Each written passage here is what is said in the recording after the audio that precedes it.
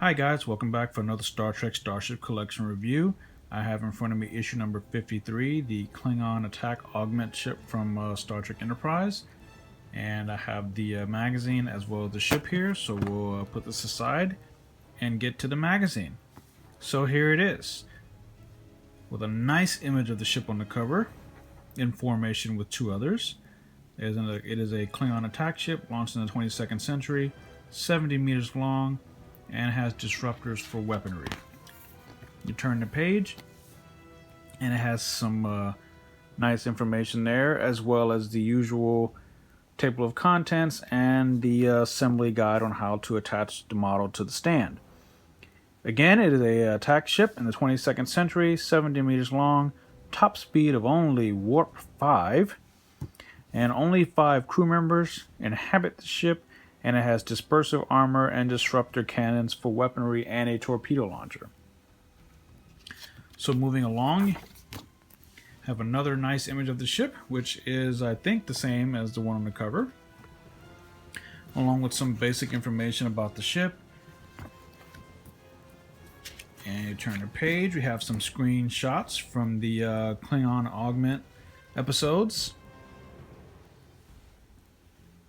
and more information about the ship, and the centerfold page there with Dr. Antok, who Star Trek fans would recognize as the actor named John Schuck, who played the Klingon ambassador in earlier Star Trek movies, as well as I think a few other roles throughout the different shows. So we have some more information here as well. And here is a section on the designing of the Klingon attack ship, with some nice conceptual artwork there. This design looks really cool. And this looks kind of neat there.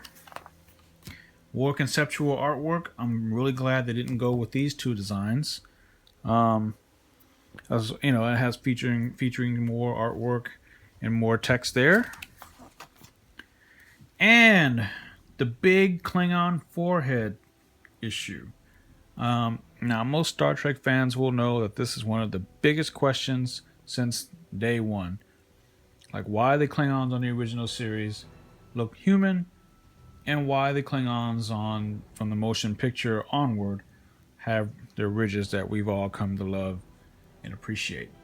Well, Star Trek Enterprise, back in the early 2000s, made a really nice attempt to answer that question, and I think they did a good job. Basically, through genetic engineering and the Klingons trying to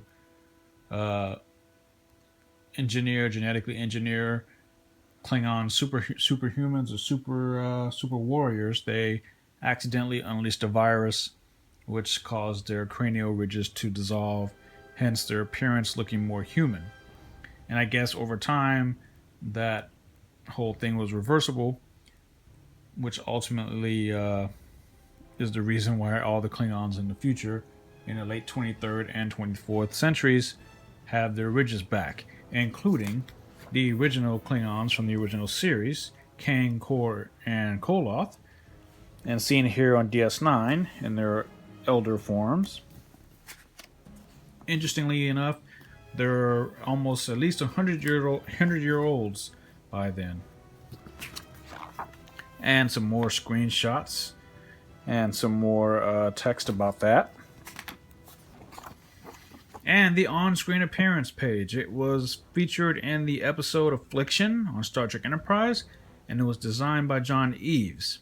And I think its last appearance was in an episode called Divergence, which was the sequel to Affliction.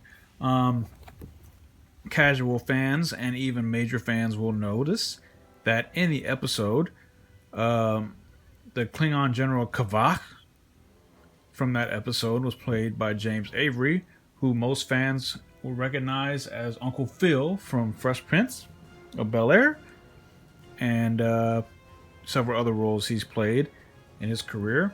And of course, a major cameo down at the bottom is none other than Family Guy creator Seth MacFarlane himself, who is a well-known Star Trek fan and has made that very clear over the years.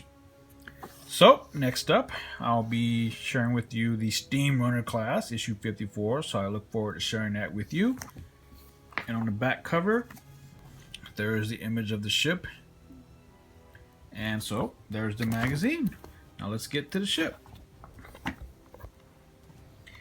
And here it is. The Klingon Augment ship in the box. So let's get this bad boy out and open it up.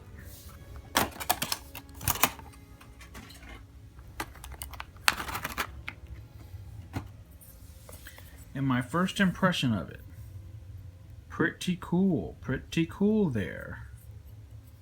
Nice metallic feel to it, very Klingon looking. It looks a little bit smaller. Well, of course it's small, but I mean it's like a smaller scaled version of the Raptor, maybe an early bird of prey of sorts. Definitely Klingon.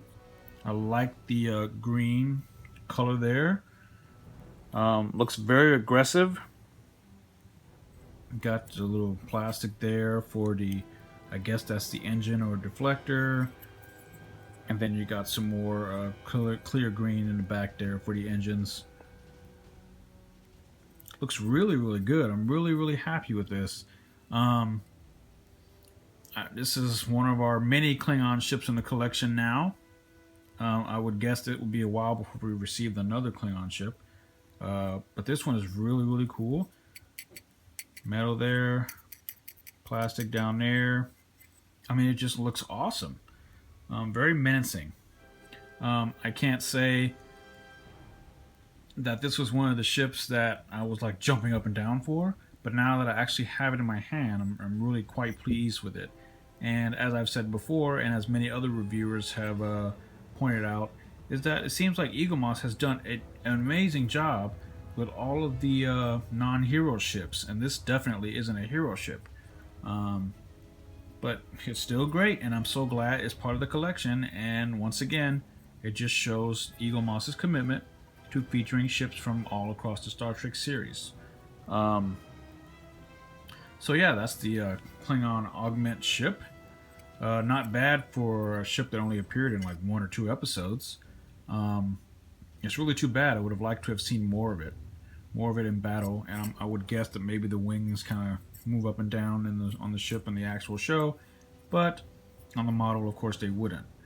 So I think it looks great. It's awesome. Thank you very much, Eaglemoss.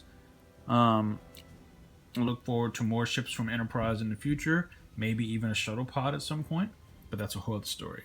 So yeah, that's the Klingon Augment ship, and as usual, it comes with the stand on the bottom that bears the name of the ship. So yeah, that's the Klingon Augment ship.